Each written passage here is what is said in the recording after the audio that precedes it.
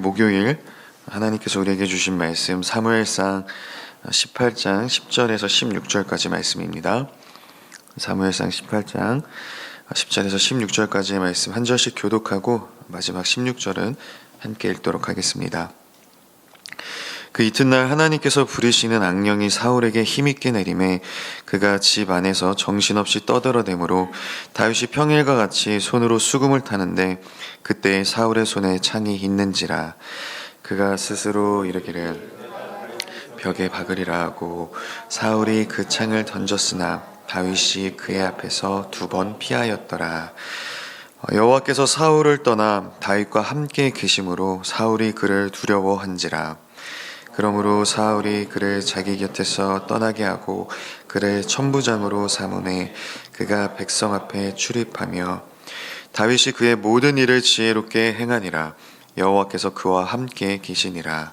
사울은 다윗이 크게 지혜롭게 행함을 보고 그를 두려워하였으나 온 이스라엘과 유다는 다윗을 사랑하였으니 그가 자기들 앞에 출입하기 때문이었더라. 아멘. 네, 이 새벽 주님을 사모하는 마음으로 이 자리에 나오신 여러분 한 분 한 분에게 주님의 풍성한 은혜와 또 평강이 가득하기를 주님의 이름으로 축복합니다. 오늘은 악한 영이 틈타는 마음, 두려움과 증오심이라는 제목으로 함께 여러분과 은혜를 나누고자 합니다. 고대 근동사를 보면 다윗과 같은 왕이 없었습니다. 다윗은 백전백승, 싸웠다 하면 승리를 하는 이 패배를 모르는 이 전쟁의 왕이었죠.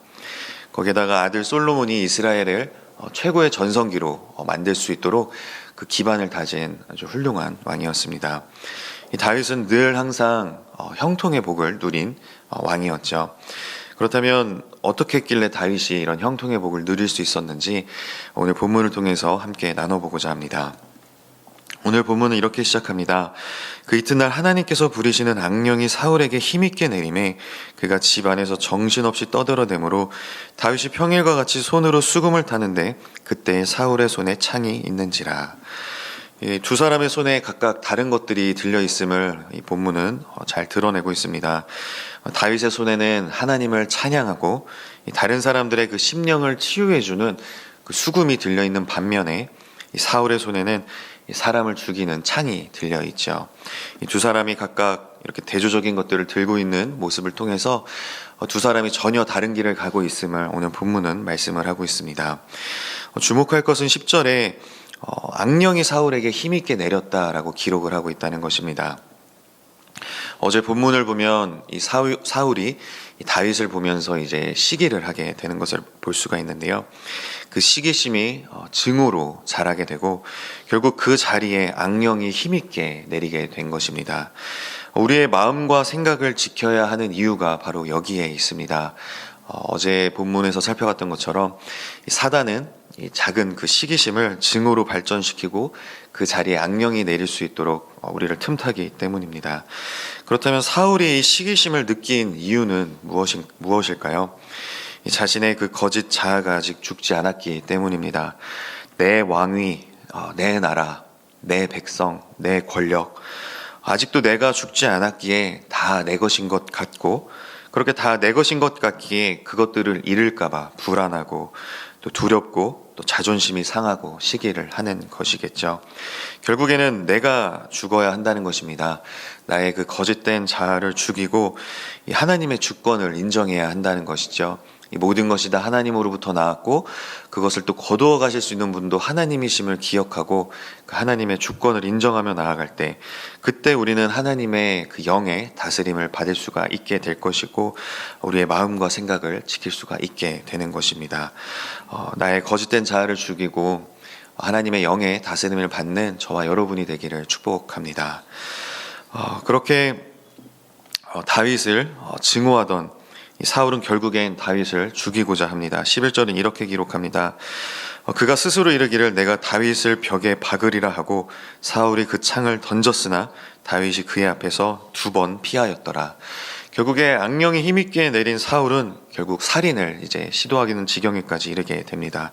하지만 다윗은 2번이나 그 창을 피하게 되죠. 이 골리앗과의 싸움에서 보았듯이 다윗은 매우 민첩한 모습을 보여줍니다. 이렇게 죽이고 싶어도 다윗을 죽일 수가 없게 되자 사울은 이제 다윗을 두려워하게 됩니다. 12절 이렇게 기록합니다. 여호와께서 사울을 떠나 다윗과 함께 계심으로 사울이 그를 두려워한지라. 사울의 눈에도 하나님이 자신을 떠나시고 다윗과 함께하고 계심이 보였던 것이죠. 사울의 심정이 얼마나 비참했겠습니까? 사울은 자신이 죽이고 싶어도 다윗을 죽일 수가 없고 두려움이 싹 트자 이 다윗을 멀리 보내게 됩니다. 13절입니다. 그러므로 사울이 그를 자기 곁에서 떠나게 하고 그를 천부장으로 삼음에 그가 백성 앞에 출입하며. 어제 본문에서는 다윗이 군대의 장, 이스라엘의 그 모든 군대를 지휘하는 군대의 장이었습니다. 그런데 그 군대의 장이었던 다윗을 천부장, 1000명을 지휘하는 지휘관으로 이제 좌천을 시킨 것이죠. 그래서 군대의 장으로 왕실에서 지내게 하는 것보다 이 1000명을 다스리는 천부장으로 삼아서 이 왕실이 아닌 야전으로 보내서 자신이 죽일 수가 없으니까 야전에서 블레셋과 싸우다가 죽었으면 하는 그런 사울의 의도가 잘 드러나고 있습니다. 이렇게 군대의 장이었다가 천부장으로 자천된 이 다윗은 그가 백성 앞에서 출입하며라고 기록을 하고 있는데요. 이 말은 이 백성들 앞에 계속해서 들어갔다 나왔다 했다라는 것인데요. 이 목동이었던 이 다윗이 양떼를 돌보듯이 부지런히 자신에게 맡겨진 그 군대, 그 백성들을 들락날락하면서 돌보았다라는 그런 의미를 갖고 있습니다. 군대장에서 천부장으로 좌천이 되었음에도 불구하고 이 다윗은 자신에게 주어진 그 직분, 그 상황, 주어진 일들을 성실과 또 사랑으로 임함으로써 백성들에게 두터운 신망을 얻게 된 것입니다. 14절 이렇게 기록합니다. 다윗이 그의 모든 일을 지혜롭게 행하니라. 여호와께서 그와 함께 계시니라. 이 왕실에 있든 이 좌천돼서 야전에 있든 그 전쟁터에 있든 어디에 있든 상관없이 이 다윗은 모든 일들을 다 지혜롭게 행했습니다. 마치 이 요셉이 연상이 되죠. 어디서든 묵묵히 성실하게 자신의 일에 최선을 다했던 모습이 요셉과 또 다윗의 공통점인 것 같습니다. 사울이 자신에게 드러내는 그 악감정을 이 악으로 되받아치지 않고 묵묵히 자신의 일들을 감당했던 것이죠. 하나님은 그런 사람과 함께 하시며 형통의 복을 누리게 하십니다. 요셉의 사례에서도 그렇고 또 다윗의 사례에서도 그렇죠. 그렇게 하나님이 함께 하시면 주어진 일들을 또 더 지혜롭고 또 넉넉하게 감당할 수 있는 이런 선순환이 이루어지게 되는 것입니다. 그렇게 야전으로 보냈음에도 불구하고 다윗이 그곳에서 백성들에게 두터운 신망을 얻고 모든 일을 지혜롭게 행하는 것을 보고 사울은 더욱더 큰 두려움에 빠지게 됩니다.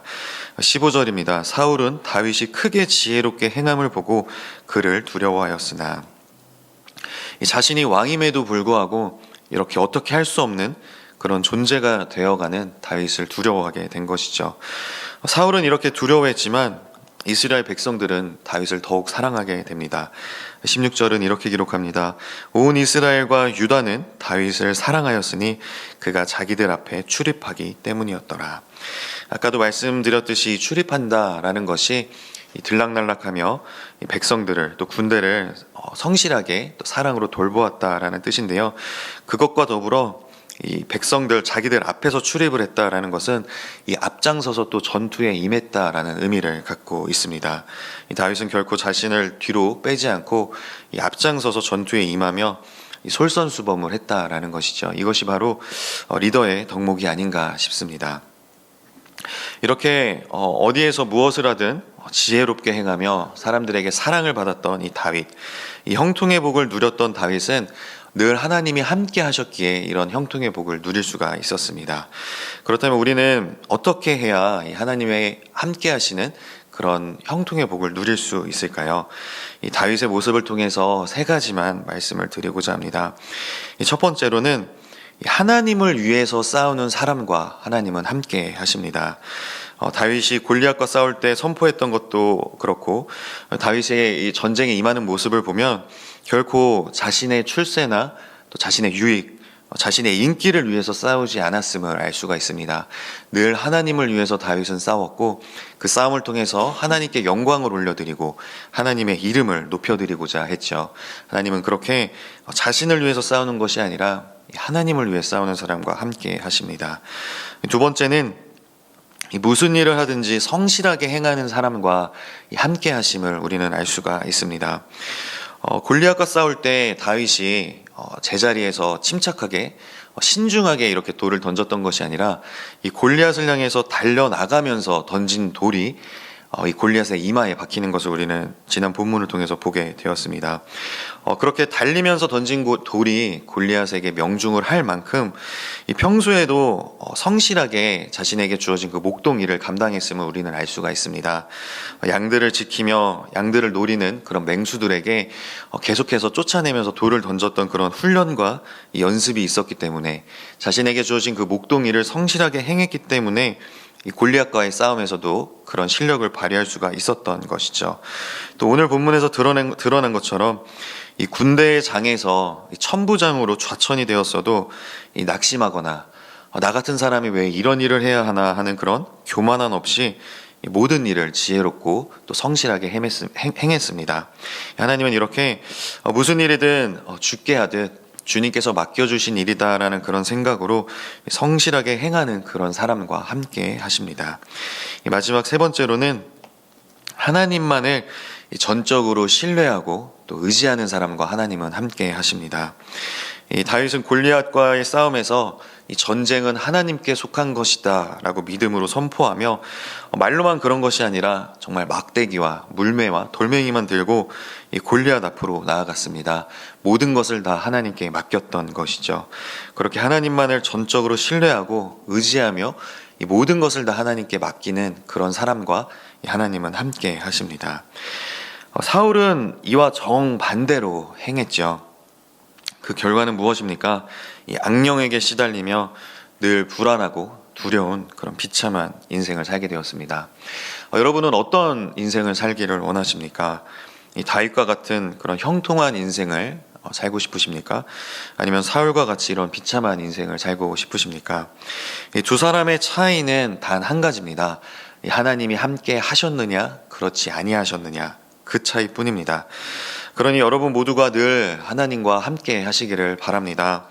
하나님은 하나님을 위해서 싸우는 사람, 그리고 무슨 일이든 하나님 앞에서 성실하고 또 최선을 다하는 사람, 그리고 하나님만을 전적으로 신뢰하는 사람과 함께 하십니다.